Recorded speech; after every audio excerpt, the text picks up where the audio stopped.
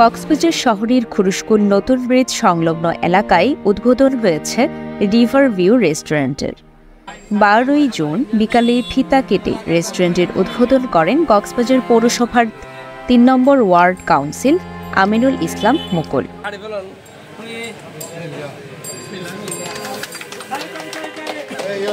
উদ্বোধনী বক্তব্যে river view রেস্টুরেন্টের সর্বোচ্চ ব্যবসায়িক সফলতা কামনা করেন তিনি। ঐতিহ্যবাহী কোস্টঘাট এটা, এখানে আসলে এক সময় আমাদের এই ঘাট ছিল, ফেরিঘাট ছিল, এখান থেকে হাজার হাজার লোক যাতায়াত করত।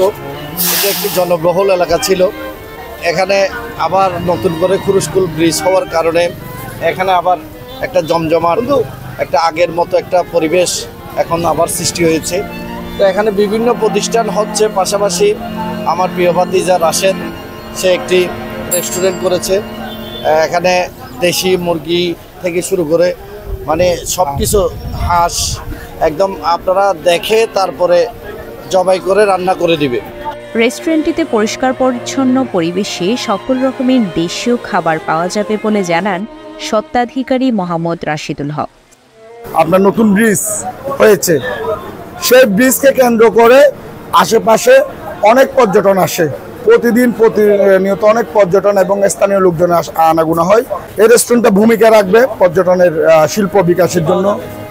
এখানে পাওয়া যাবে আপনার দেশি হাঁস, দেশি মুরগি, কবুতর, কোয়েল পাখি, দেশি গরুর মাংস, মানে দেশীয় খাবার। বাকখালী নদী তীরের এই রেস্টুরেন্টটি কক্সবাজারের রিভার ট্যুরিজম বিকাশে সহায়তা করবে বলে জানান টুয়াক নেতৃবৃন্দ।